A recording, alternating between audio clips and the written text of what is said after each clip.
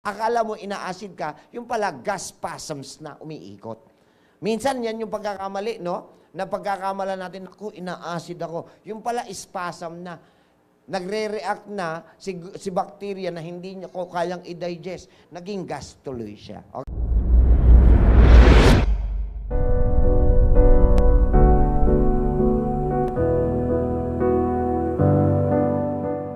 Ngayon, ang title po ng ating alam nyo ba ngayon ay, huwag kayong magugulat ha, The Unsmelly Truth About Your Fart and Your Health.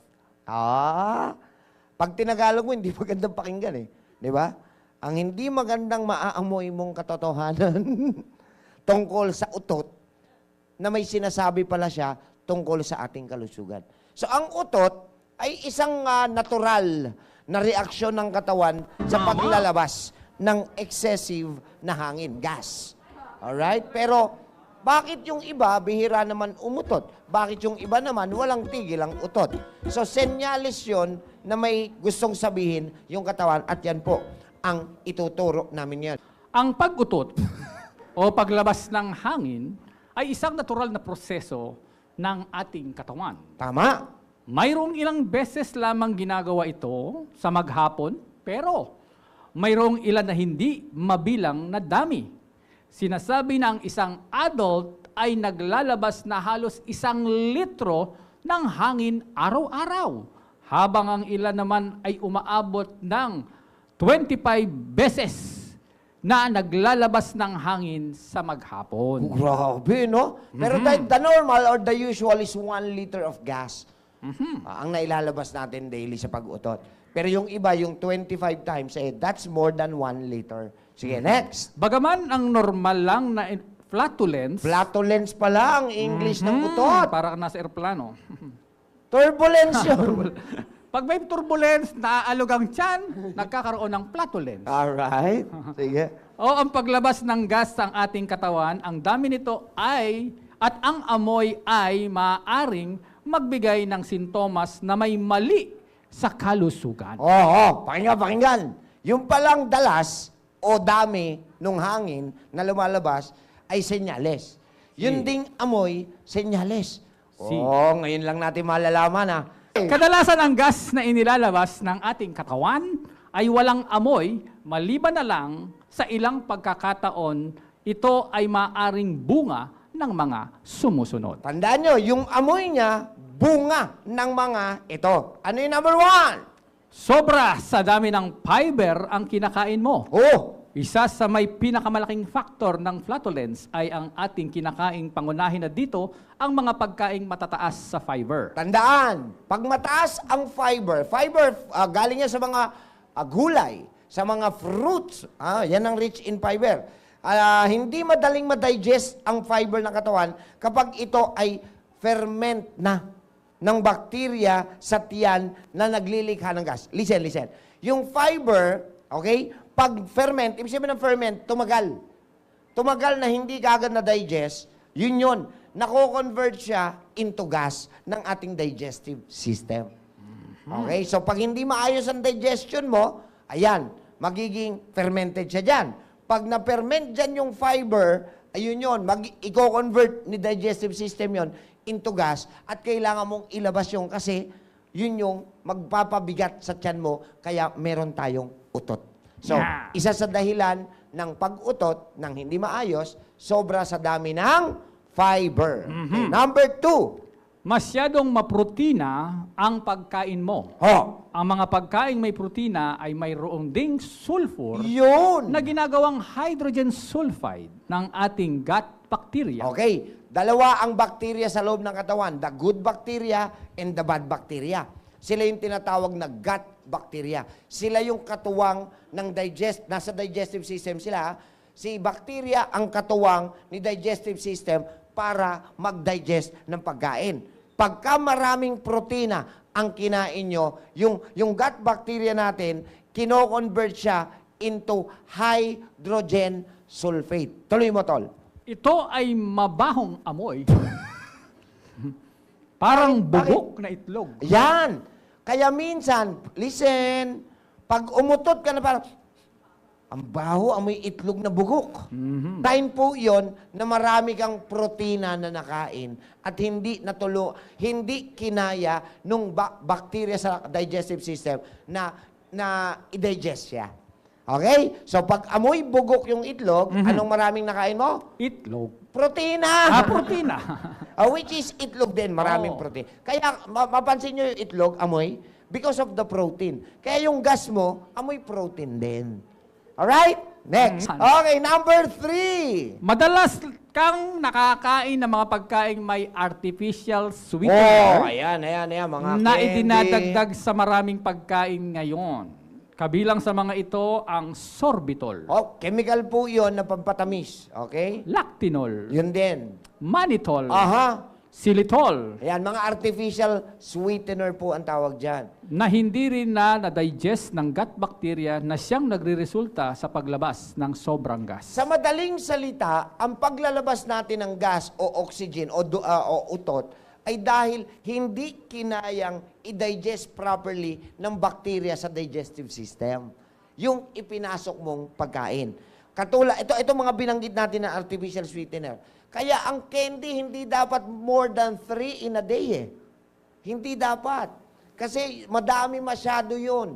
Nahihirapan si bacteria to digest this. Nako-convert niya tuloy ito into gas. Na pwedeng mag-cause ng pagtaas, akala mo ina-acid ka, yung pala gas spasms na umiikot. Minsan yan yung pagkakamali, no? Na pagkakamala natin, ako, ina-acid ako. Yung pala spasm na. Nagre-react na si bacteria na hindi niya ko kayang i-digest. Naging gas tuloy siya. Okay? Number 4. Sobrang hangin ang nalunok mo. Kapag tayo ay nagsasalita, kumakain o umiinom, ay nagagawa din nating lumunok ng hangin. Totoo naman yon. Ang hangin na ito ay lumalabas sa pamagitan ng pagdighay Correct. o pag-utot. Yan. Mas maraming hangin ang nalulunok mo kapag sobrang bilis at dami kang kumain. Yan ha. So, hindi tama na mabilis ang kain. Mas maraming hangin ang pumapasok. Kasi ang tamang kain, ang isang kutsarang sinubo mo, dapat ngunguyain muna ng 10 nguya bago lunukin. Pero we don't do that now. Di ba? Yung iba akala mo, walang nguya-nguya eh. Tingnan mo, hindi mo nginuya. Digested ba yung food? Hindi pa. So pagdating dito, pinahihirapan mo na siya pa yung tumunaw. Dapat sa ipin pa lang eh. Kaya tayo nilagyan ni Lord ng ipin eh. Yes, siya yung number 1 na magtutunaw para makuha natin yung nutrients from the food that we eat. Guys, to be honest, we don't need food.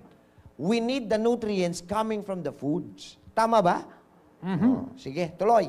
Nagsasalita habang kumakain. Yan. Paggamit ng straw kapag umiinom o pagkain ng mga chewing gum. Yan. Ito rin ay isang kondisyon na kung tawagin ay aerophagia. Aerophagia. Ayan At ang ang mga tawag dyan, ha? taong mayroon nito ay nakakaranas din ng pagsakit ng tiyan, Aha. bloating at distension Aha. or abnormal na paglaki ng tiyan. Kaya yung iba sabi nila, ba't malaki tiyan ko? Hindi naman ako matakaw. Hindi naman ako umiinom. Lumalaki. Yung pala, naiipon yung gas na hindi nakalalabas. Okay, yun po ang simula nun. Next, number 5. Huy! Maaring itong sinyales ng isang digestive disorder. Ito na. Ang ilang digestive disorder ay nagriresulta rin sa pagdami ng hangin sa katawan at pagkakaroon nito ng masamang amoy. Yan. Kabilang na dito ang Yung masamang amoy na hindi na amoy itlog, ha? Yan. Ito na yung pinag-uusapan natin. Amoy Baho ng imburnal. utot mo, pero hindi na amoy itlog. Ito na yon. amoy imburnal na to. No? Kabilang na dito ang pagkakaroon ng Crohn's disease Oh, sakit po yon sa tiyan. at ulcerative colitis, Okay. irritable bowel movement IBS. syndrome, constipation, Ano yung constipation? Hindi pagdumi na maayos? GERD, Reflux acid ang pinagmulan? gastroenteritis. At infection sa ating tiyan. Yan. So, ito po, ibig sabihin, yung utot mo na iba na talaga yung amoy, hindi na amoy itlog. Yung sa amoy itlog, protein. Pag ito, medyo talagang matindi na yung amoy, parang stink bomb na. Ibig sabihin nun, mas maganda whole abdominal ultrasound ka na. Kasi meron ng maaaring, tingnan nyo ha, ulcerative colitis. Baka may sugat na yun eh. Sa bituka, tama? So yung sugat, mangangamoy yun. Yun yung nilalabas na amoy kasama ng utot. Number 6! Maaring sinyalis din ito ng food intolerance o Aha. sensitivity. May mga taong kulang sa digestive enzyme. So anong ibig sabihin ng digestive enzyme?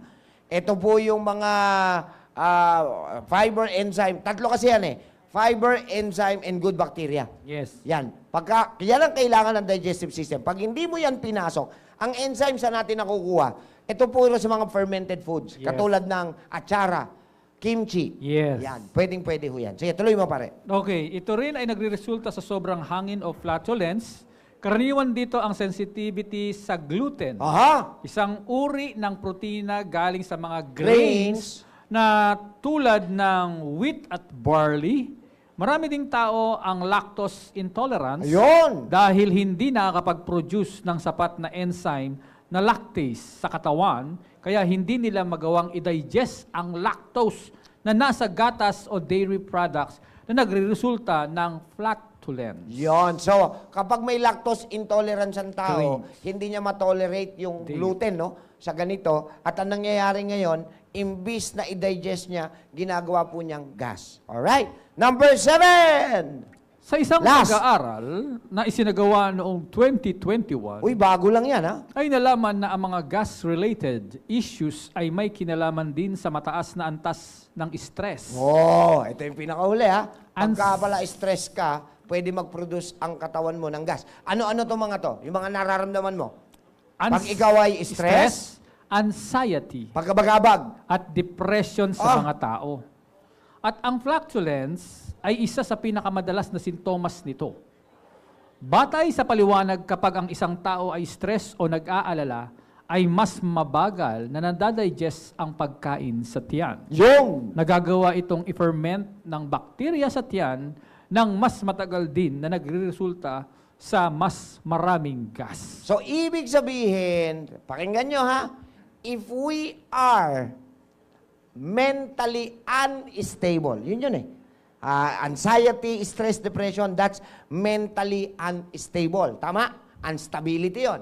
So, pag hindi siya unstable, syempre, si utak nga naman na mag-uutos kay digestive system to function magulo na siya. So, hindi niya mautusan si digestive system to function properly. Correct? So, yun na yun. Mag-uumpisa na mag-produce siya ng acid, mag-produce siya ng gas, at yung gas, kailangan mailabas sa pamamagitan ng pag-utot. Yeah. So, mga kaibigan, yan po ang katotohanan patungkol sa pinagbabawal na utot. Hindi naman actually bawal yon. Maganda naman siyang lumalabas. At may natutunan ba?